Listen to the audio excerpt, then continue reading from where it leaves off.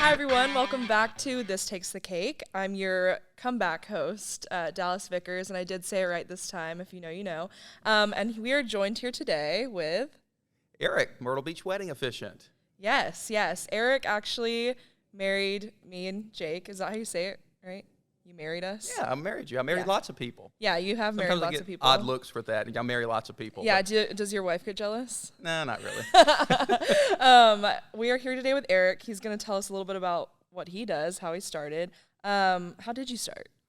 So I literally slipped and fell into it. Right. So my backstory, a lot of people don't know. Originally from Virginia. I've lived here in Myrtle Beach area for about 14 years now. But initially, I am a licensed funeral director and embalmer. I managed a funeral home for 6 years. And so I was doing that, and we were out at dinner with friends one night who were getting ready to get married. Mm-hmm. And we were actually having some cocktails, full disclosure. And they were talking, and they were kind of bummed out because at that time, our minister would not marry them for some different reasons. And so we're just kind of going back and forth, and they're talking about their plans. And I'm like, well, hell, I bury people. I guess I could marry you. And hey, life and death. Justin and Sarah are like, oh my God, that's awesome. So I married Justin and Sarah and said, that's great. So what year was that? Bucket list. That was 2007. Okay. Yep. Okay, cool. So I married Justin and Sarah, said that's great, put it on the bucket list. And so in Virginia being a Commonwealth state is a little bit different. I had to petition the court and become a marriage commissioner in order to marry them. What? And so that was kind of something that was different for our area. And unbeknownst to me, because of my job and knowing the people in the courthouse, they started giving my name and number out to couples when they got their marriage license. So then random people start calling and saying, hey, we're getting married. Can you do it? And I'm like, yeah, I guess I can. They really had your back. Some business. So that kind of evolved into where we were. And, a couple of dozen weddings or so a year there. Not a huge need. A lot of people in that community were either churched or using grandma's minister, that sort of thing. Right. And we moved to Myrtle Beach 14 years ago. And I said, well, I want to continue doing weddings. I enjoy doing weddings. I want to do beach weddings. And then that just kind of all evolved. I was appointed through the state. I am ordained in the Christian church as well now. And here we are, flash forward 16 years later. I don't even know how, in Texas at least, all you do is go online. I'm from Texas, if you didn't know. I've said that like 8 times. But in Texas at least, you can go online and just become an ordained minister, and then you can legally marry people. So there are multiple ways that you have to get certified before you can do this? Well, online ordinations have been around for a long time, and are they legal? Are they not? It's questioned every year. I like to say that we make sure that we cover all the bases. You never want a couple to walk away and years down the road find out, whoops, you're not legally married. So, yes, here in South Carolina, there's several different ways to go about it, and I kind of cover all those bases from being, appointed through the state and then ordained, legitimately as well. Yeah, Eric does everything. Jake and I were like, what do we need to do? He's like, just get your license, and then I'll do everything else. And it was great. I didn't have to. He even brought an envelope for us to mail something in. Yeah. What was that? It was for your certified copies. Yeah, certified copies. And don't forget the name change guide. Hopefully that helped you. Yes, it did, and I haven't done it yet. Yeah, well, there's no rush. On the last podcast, I introduced myself with my maiden name because and I'll say it's because legally it's still my name. Right. But if I'm going to the nail salon, I'm going to tell them that my name is Dallas Vickers. Right. So I'm getting to it, Eric. Okay? You're getting there. I'm getting there. No rush. Yeah. Give me a minute. So how many weddings, ballpark, have you done? So in 16 years, and I haven't tallied for this year yet, but I'm probably somewhere around 4,400 plus couples. What? Yeah, lots of couples. Now that's a varying mix of a lot of different things. So, one thing here in South Carolina, you can no longer get married at the courthouse anymore, right, as you found out. I found that out, and we'll tell that story. About 25% of what I do are just couples that want to come in my office just to make it legal, and and I get people from all walks of life. Some people met 2 days ago, and some people have been together for 40 years. I've sat across from the little 94-year-old couple who have been together for 40 years who just, for some reason, whether it's a health scare or just to kind of protect themselves, they want to be legally married. Others maybe want to be married for other reasons that maybe they shouldn't be getting married, but we're not going to talk about that. Wait. No, we are going to talk about that. Hold on. Have you ever had a marriage that was for something scandalous like I'm about to be sent back to a country I don't want to go back to and I need to get married? All the time. All the time. In Myrtle Beach? So, here in Myrtle Beach, we are a melting pot of a lot of different people. We have a lot of folks from all around the world who live here, who come here to work, and sometimes they don't want to go back. So, for me as a professional wedding officiant, it is not my place to question your intentions. It's not my business. If the court issued you a valid marriage license and you have presented yourself for marriage, whether it's love, whether it's for legal reasons or money, whatever the case is, it's not my place to question. We're getting off topic, but I have to know your craziest wedding story. Oh my God, I have tried to forget more than I remember.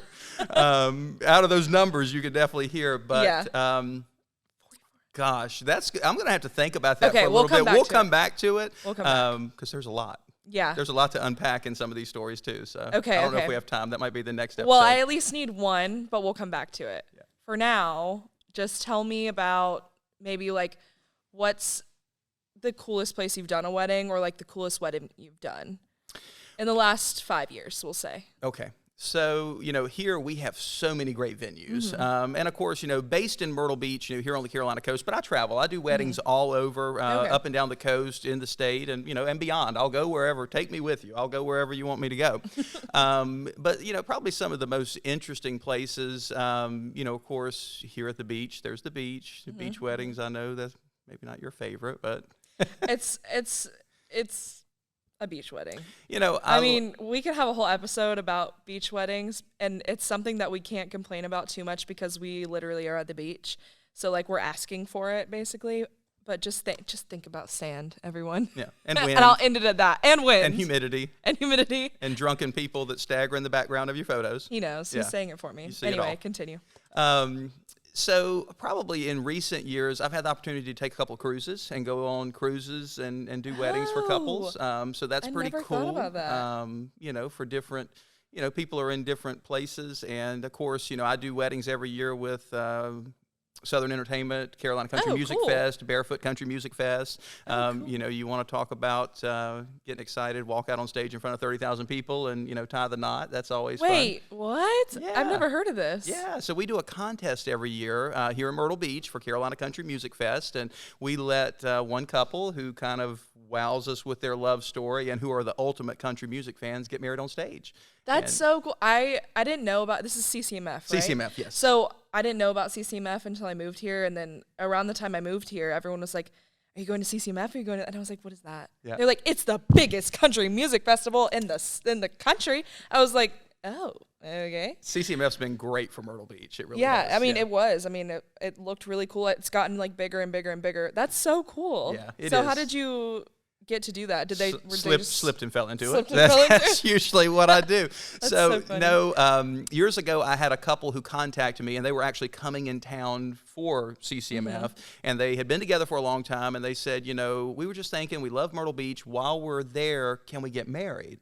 And so most things, and you'll find this as we talk a little bit more, I get into by putting my foot in my mouth. And so I said, well, why don't we just get you married at the fest? Not even knowing if I could make it happen, but I said, why don't we get you married at Carolina Country Music Fest? They were like, oh my God, could you do that? Could you do that? And I'm thinking, oh great, I have no clue, but let's figure this out.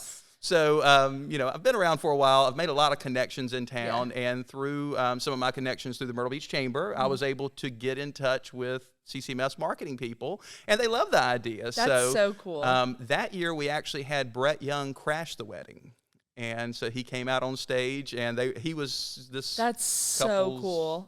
This couple were huge Brett Young fans. Oh so to have him pop out, and the bad thing about it is when you deal with celebrities, there's a lot of NDAs and a lot of things that you can and can't do. And so we couldn't really use any of his photos for any purposes. So that made it kind of a downer. I was going to say, hey, can you send Peyton a picture of that? It was still maybe off record we can show something. Yeah, but I want to see that. Yeah. That's so cool. And even cooler than Brett Young is me. And Eric actually married my husband and I. His name's Jake. In May? Yeah. Yeah, May. We're not even 6 months in yet. I know. Not even. I feel like I've been married for years. You still got that newlywed glow, though. You're good. Oh, thank you. Thank you. I found Well, okay, so here's the story. Jake and I got engaged when we still lived in Phoenix. And after we got engaged, we started, thinking about weddings, and we knew we were moving here at that point. So we started thinking about it, and then we were just kind of like teetering around doing a wedding, but how can we do it differently to where it's not uncomfortable or like big or whatever. And I've seen so many big weddings and done so many big weddings that I get my fulfillment, that I was just like, how could I have my family here without having my family here? And so, or like my friends or whatever. So we were kind of trying to please people at first, and then we were like, okay, actually, we're just going to elope. What I really wanted to do was elope. And I don't know if y'all have been on Pinterest lately, but like it's kind of a cool thing to do. So I'm all about that. And I wanted that vibe, but I still wanted to obviously like actually get married. So at first we were going to do a courthouse wedding. Well, that's not okay here anymore. I don't know why. Do you know why?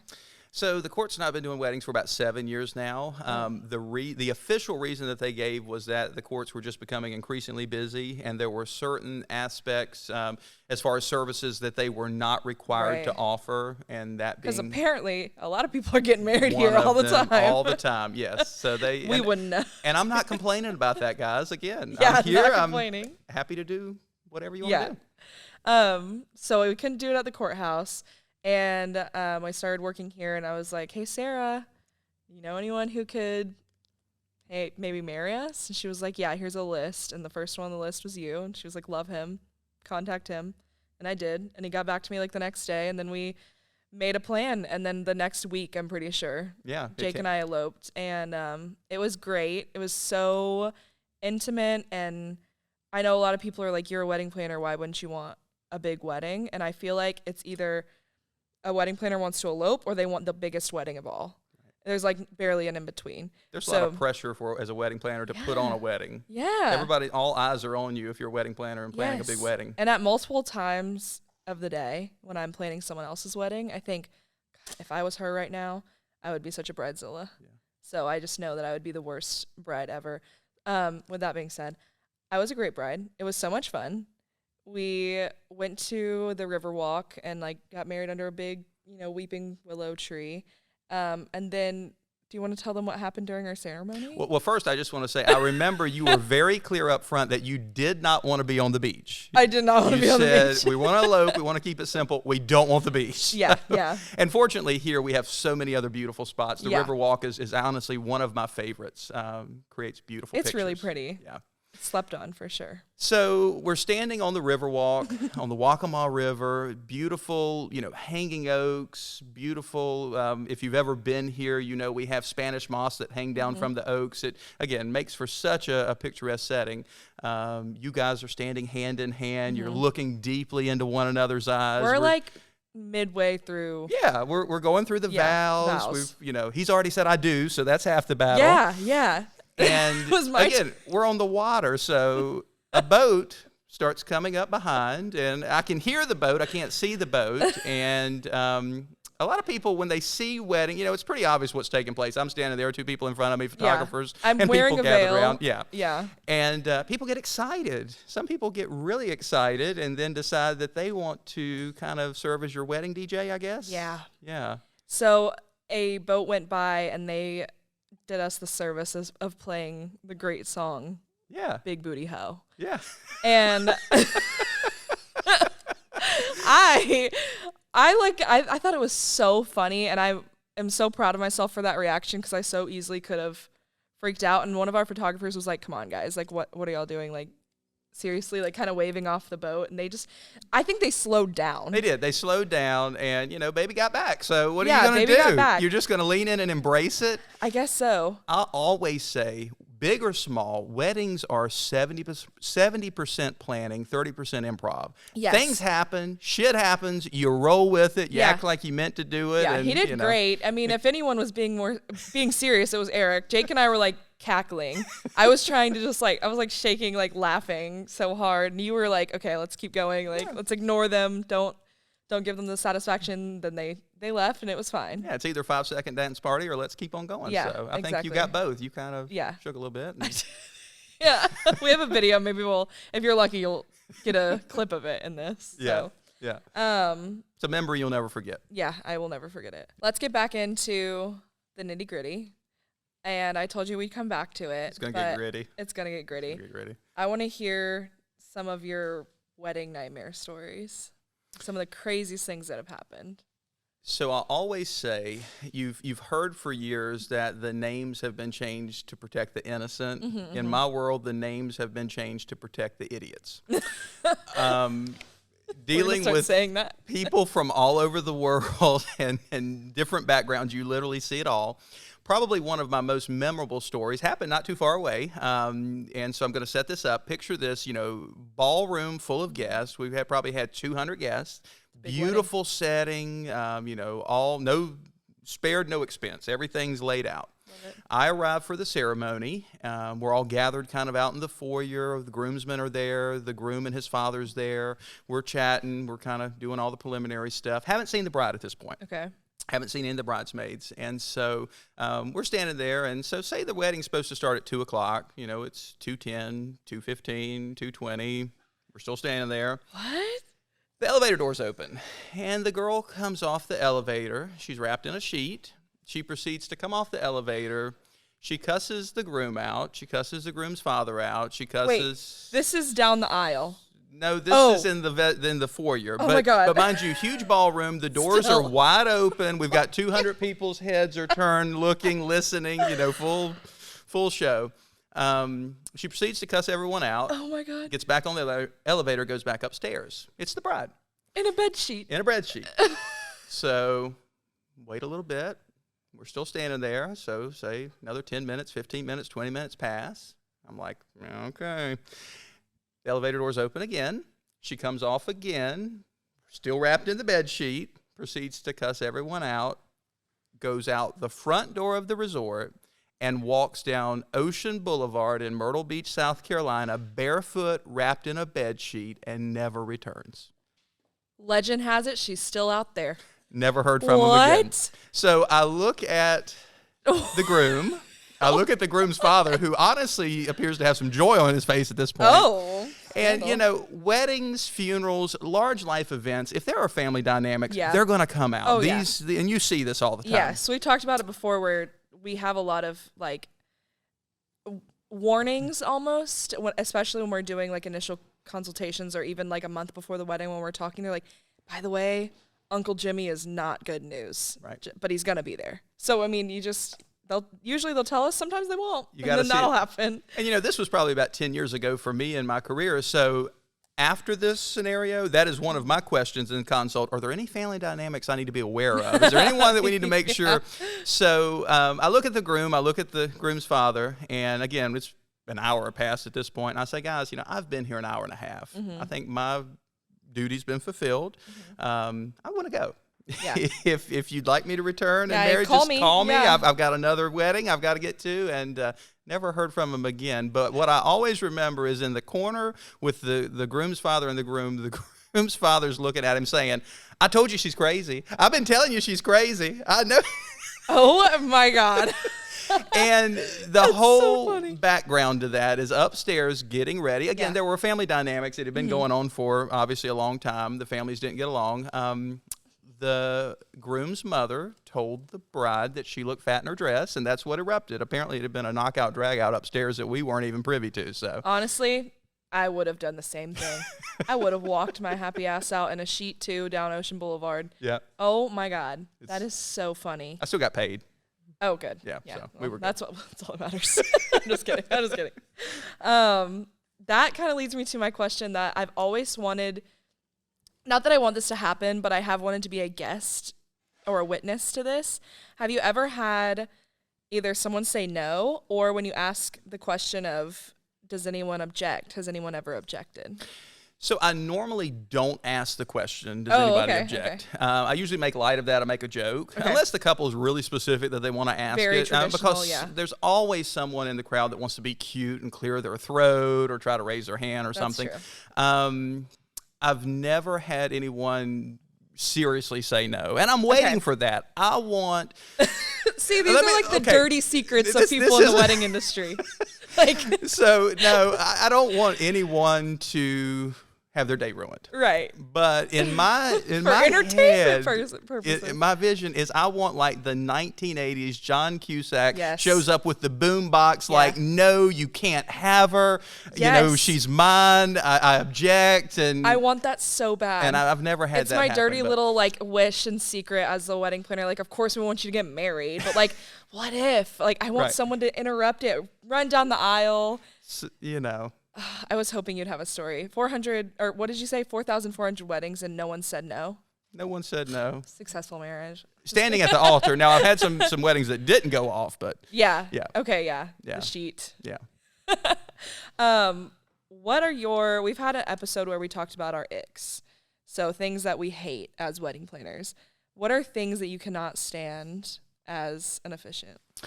So I guess for me, couples who want to write the entire ceremony word for word and have me read it. Now, granted, let me preface that by saying, you know, this is your day. And I Right. tell all of my couples, this is your day. We're going to do anything that you want. It is about you. It's about telling your love story. But for me, as a professional officiant, as a speaker in general, you know, reading from a script and having to read word for word isn't natural. Yeah. It doesn't, I don't convey it as naturally, and it just doesn't really end in the way that I think a lot of couples are looking for it to. And honestly, a lot of those couples, when they send me those scripts that they've written word for word, it's really long. And I'm like, guys, you've got like 40 minutes worth of material here. Are Yeah, you how sure much you want to be time do they standing have up in for there? that long? I was literally like, Eric, just give me whatever. Yeah. Just as long as we get to the I do, that's all I care about. That's it. So, you know, for those couples, when we talk about things, you know, I want you, if you want to write your own vows, that's great. Yeah, Let's yeah, talk that's about cute. that. Let's talk about writing love letters to one another. But, you know, for me, when I tailor the ceremony based on the couple, it's more so about getting to know them, knowing a little bit about their love story, and being able to thread those bits into, you know, the ceremony itself, Yeah. not word for word and saying sometimes words that people aren't even familiar with. Yeah. You have like a Shakespeare ceremony. When you go to old Yeah. poetry that aren't even, you know. Yeah. See, again, that's why I shouldn't have been a bride, because I probably would have done some dumb thing like that. Let me pull something from the 1700s for you to read. Right. I think that's so funny. What else do you like hate when? I mean, any requests? that you just hate? Hate's such a strong word, because again, it's their day. Yeah. We will do anything True. that they want. You know, I tell people all the time, tradition is simply something someone done years ago. Yeah. Someone liked it and copied it, and it just rolled.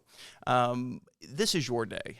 Do what you want the to end of do. the day, And I guess, you know, hate would be, you know, people who just really want, you know, things that are just boilerplate, just, you know, keeping it standard. And, you know, and that's what I hear. I hear from couples all the time, we just want the standard. And that's great if that's you.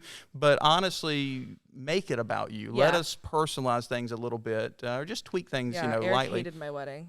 What's that? I'm just kidding. No, we Just kidding. had big booty No, girls. yeah, we were, yeah, we did have a great one. Yeah. That was part of my vows, actually. They came. I was planned. I planned that. That's so funny. Oh my god. Getting more into like the not nitty gritty but serious side of things. How does religion and culture fit into what you do, and how do you alter your practice depending on, you know, what the couple believes and what they want? Well, what the couple believes and what they want is of utmost importance. You know, weddings historically are religious events. Right. Actually, I have a letter from a couple of years ago from that C word that we're not going to talk about, from the Attorney General declaring that weddings are a religious event and protected under the Constitution. So we couldn't be shut down during that C word. Yeah. But COVID. yeah, COVID. But when it came to when it comes to religion, and when it comes to you know, the different cultural backgrounds and beliefs, everyone's a little bit different. And you know, 10 years ago, 34% of weddings were multicultural in the sense that you had different religions involved in the wedding. It is probably more so today. Right.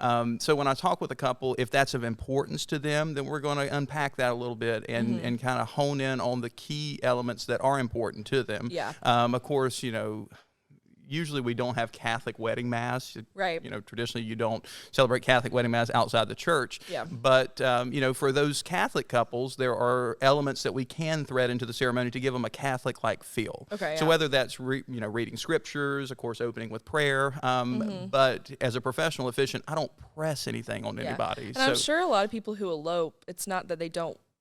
I mean, for us personally, like, it wasn't that we didn't want to escape, you know, getting married in a church or anything. You still want a little bit of that. So yeah, it's not always like. A lot of couples, they want to respect, you know, their heritage. They want to respect, you know, parents and grandparents. I hear that a lot from couples. Well, you know, we have to do this because grandma said. We have to do this because mom says. And I'd say, whoa. Let's stop for a moment. This is your day. We do what you want to do. Mom and grandma are still going to love you. Yeah. But at the end of the day, if you do something based on what everybody else wants, you're going to look back 5-10 years from now and, you know, say, I wish we would have done it another way. So when it comes to that, ultimately, it is up to the couple. Of course, I'm there to guide them, give them suggestions and tips. You know, it's, you know, some couples, they've been to many weddings, and they definitely know what they want. They definitely know what they don't want. Others, maybe they haven't been to too many weddings, and so they really need to kind of talk about that, or at least watch some movies or watch some reality TV and see, you know. My Big Fat Greek Wedding. Yeah. It's a great one. Yeah. Or what is the one that they used to do? It was like 5 different weddings. Did you ever watch that? 4 weddings. It was called 4 Weddings. Yeah. That was the name of it. My favorite's Wedding Crashers. So. Oh, yeah. Yeah. Oh, yeah. Mazel tov. Have you ever done like a Jewish wedding? Yeah, I had one last week. Oh, really? Yeah, Oh, not really a full-fledged Jewish wedding. But like again, with some elements, you know, breaking the glass is, you know, very commonplace. Yeah. A lot of couples want to do that. You know, and I find myself sometimes explaining the meaning behind, because a lot of couples don't realize, you know, really what it's even for. You know. Wow. So you're well versed in a lot of, well, not well versed, but you know enough about multiple religions that you can throw certain things in. I try to. That's cool. I try to, you know, research the background at least and know the, you know, specifics to respect it and be able to hopefully carry it out in a respectful manner. What kind of, it's not a competition obviously, but like what kind of reception do you think is most fun? Because I've seen Jewish receptions, those are fun. I've seen like Indian wedding, like big Indian weddings. Those look so cool. And like you celebrate for days. Have you ever done one of those? Like, you know, as Americans, we are kind of boring when it comes to our wedding traditions, because around the world, they celebrate. I mean, you know, it's like week-long celebrations, you know, multiple-day celebrations. You know, actually, last week, really interesting story, Muslim and Islamic weddings are really interesting. And again, we talked about, you know, we are such a melting pot here in the area with people from all over. And just to kind of highlight on that real quick. So I had a couple who I married back a couple of months ago who contacted me, and they said, hey, our friend's getting married, and we'd like for you to do it. Now, mind you, that couple had just done the legal stuff in the office and, you know, not really a ceremony, but the friends were having a big ceremony. And so they said, hey, this is the deal. We'll send you all the details. Never spoke with the couple. Only spoke with the friends. The friends booked it. They're going to pay for it, you know, and I get that sometimes. Great. Yeah. So I show up to a full-fledged cultural wedding taking place. I'm not going to go into details. Yeah. Needless to say, I'm the only person that looks like me in this in this facility. Yeah. And I walk in, everyone turns and looks at me, and they just continue partying. I mean, we're like, you know, people on chairs, you know, the band's on stage, you know. So they had already had their religious ceremony. They just needed me for the legal aspect. So I text the guy, because again, I'm like, what do I do? And he's like, I'll be right with you. He walks up to me, extends his hand, shakes my hand with money in hand, leans in and says, they decided they don't want to do it, you can leave. Okay. I've never been paid to walk in a building and told to leave, but that was that. So. And you got to see something new. Hopefully they're going to contact me and tell me what was up. I don't know. Did they decide not to get legally married at all, or, you know, what? Maybe they were just partied a little too hard before you got there and they couldn't. Definitely partying really hard. Yeah. But I want to see that so bad. Like you said, a lot of other cultures have really cool traditions. Really cool traditions, for weddings. And of course, in the U.S., you have to there's so many legal things involved with getting married. So bringing it here is really cool. It is. Yeah. It is really cool to see the different backgrounds and different cultures. It's really cool. Yeah. Do you have any advice for couples when they're choosing their officiant? So, number one, once you're engaged, choose your date. After you get a date, get a good wedding planner. Wedding planner is going to guide you through all He said it, not me. Okay. all the things. From there, you're able to select your venue. Yes. Once you have your when and your where, get with your officiant. We always say officiant is like step in the first 5 steps. You know, without the ceremony, it's just an expensive party. Yeah. And Which we will plan. And He won't be there, but I'll be there. You know, you can have a party and then, show up later and make it legal. But, go ahead, get those things in place early so you know you have your first pick of who you want. Yes. Because I can't tell you the countless times that I get last-minute calls where they've been planning this wedding, this event for, sometimes 10, 12 months. And now we're down to, a month before, 3 weeks before. And, granted, sometimes it's because they had Uncle Bob that was going to do it. And then Uncle Bob almost always bails out. Yeah. Something Uncle happens. Bob's not or, reliable. we find out Uncle Bob's not really legal to do it. Or he's not legal, he just said he would. Whatever the case may be. Yeah. So there's workarounds for some of that. But, if you want your first pick and if you want someone who's hopefully professional, is going to do a good job, get with them early. But when you're talking with that person, do your personalities click? Are you... a good fit. I'm not a good fit for everybody. I'll admit that. The beautiful thing about doing this for 16 years is sometimes, I fire couples.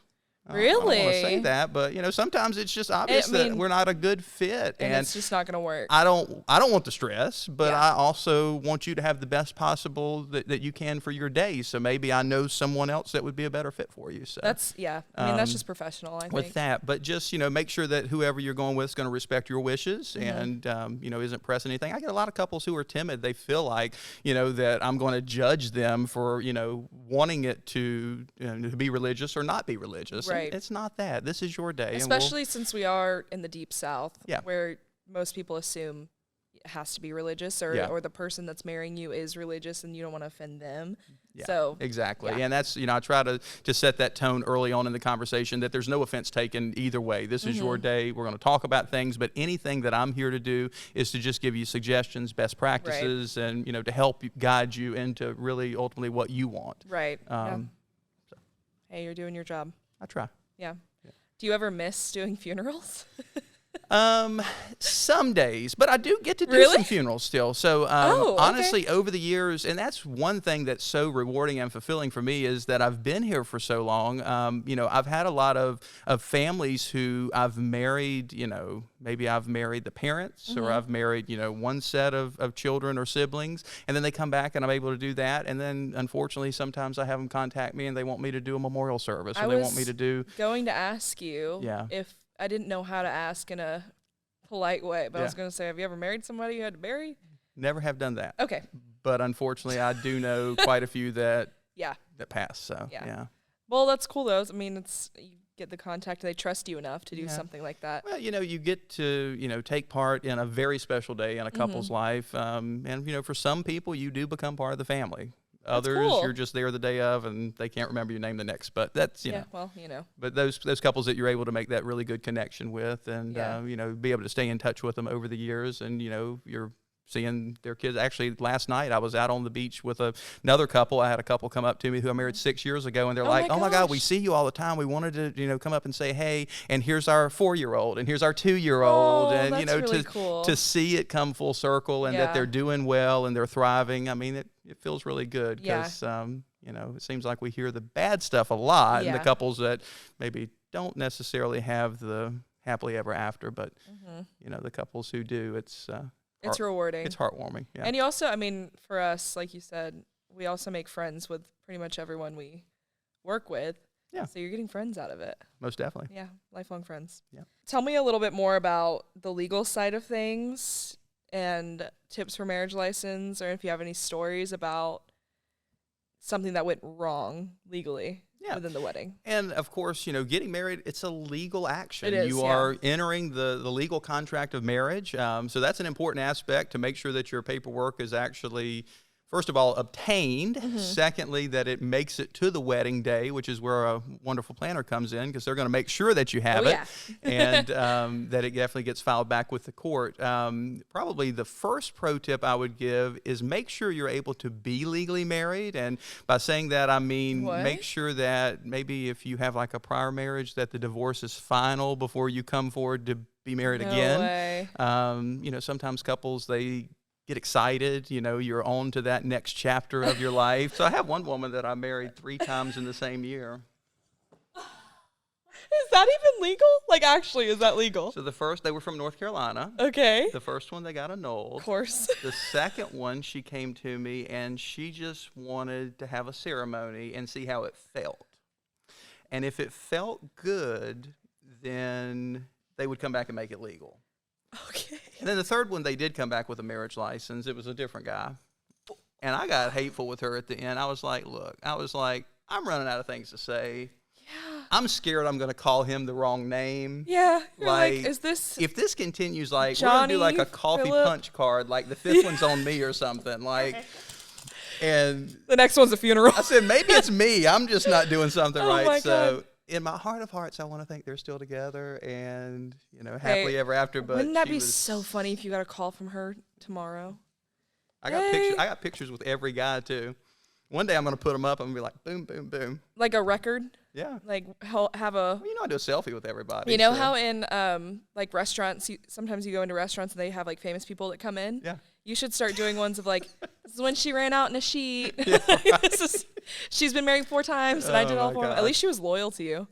Sometimes I get the guys that look at me and they say, look, you look familiar. And I'm like, yeah, I married you to the last girl a couple of years ago. Oh, dang. Yeah. So, back on track. How many times has it happened where you've married someone, but they're not legally divorced yet? So I get that a couple times a year. Okay. And a lot of those couples do return back months later after everything's finalized, you know. And of course, you know, in my role, you know, I walk this fine line that I'm somewhere between a minister, an attorney, and a stand-up act. Yeah. People come to me sometimes for like legal advice, and I can't give you legal advice. Sounds like the beginning of a joke. You know, I tell couples, you know, make sure you're able to be legally married. Yeah. And if you're not, then, you know, we can have a commitment ceremony. Okay. But there's no legal aspect to that. So again, some couples do come back months later after the divorce, or, you know, after they've gotten their... sometimes divorces take years. It can. So like, and we saw that during the pandemic. Yes, that a lot of the courts especially. were delayed, and, you know, it really, you know, crushed a lot of people's plans. yeah, like it gives you plenty of time. Yeah. To, you And, know, you know, make a new relationship. Sometimes that delay can be a blessing. Yeah. Sometimes you need to really take some extra time with your, you know, new partner and New yourself, and make sure that, you know, that But who are we to give relationship advice? Well, you know, on the South Carolina marriage license form, it does list the number of marriages. Oh, really? So I always say that, you know, first marriage, second marriage, third marriage. But sometimes I see like number of this marriage 8. Yeah. And when you get into that many, there's usually a common denominator in those scenarios why it didn't work out, and it's usually not the other person. Probably not at that point. So I'm in the business of weddings, but maybe you'd be better just shacking up and Does it seeing how ever it feels. cross your mind of like, what if they're a few timed widow and like, Sometimes that's, and again, that's... has that happened? Yeah. Yeah. I'm just kidding. I can't say that. I've got murder Like, stories okay. too, but we're just not going to. Wait, no, say one. Please, please. You can't talk about that and not put it in there. So this was actually a non-legal wedding. Okay. I had a couple. It was in December. It was like, you know, a cold month. It was a really nice day here at the beach. Okay. And they contacted me and they said, hey, you know, we want to have a ceremony. We can't be legally married, but we just want to have a ceremony. We've been together for a while. Great. You know, I'll meet you. Met them at their resort. We walked out on the beach. Simple little elopement style ceremony. Sweetest couple. Both retired. Went back up. We sat down. We had coffee, you know, chit-chatted. Yeah. They offered me like a week stay in their timeshare. They were so sweet, you know, they're Okay. just going on and on. I don't even know where this is So going. flash forward like 6 months later, I'm driving down 95 from a wedding event in D.C. actually. I'm driving down 95 back home. I get a call from an investigator who says, you know, Mr. Hunt, we found your information, and do you remember, you know, Tom and Jane? And I have to think a little bit, but yeah, and then it starts to come back to me. And he says, so she's actually deceased. And the whole story came then that they had gone back home to their home state. They had went to some cabin in the woods. No. And he killed her. And her family did not know that they were even together, married, anything. And so through the course of the investigation, they had found my folder with Eric's card. What? And they were trying to go back and piece figure out. together. I mean, this is a Lifetime movie. Oh this my this was God. like totally. And the daughter ended up calling me, weeks later, and she cried, and we talked, and they were just again trying to piece it. And You again, had coffee with him. sweetest little old couple. I've got pictures with them. Don't trust anyone. You just never know. Oh my God, that's crazy. So- Well, Eric, that last story really took the cake. It took the cake. It That- really did. It took the cake, and no, I can't say You that talk one. about I had to pull over.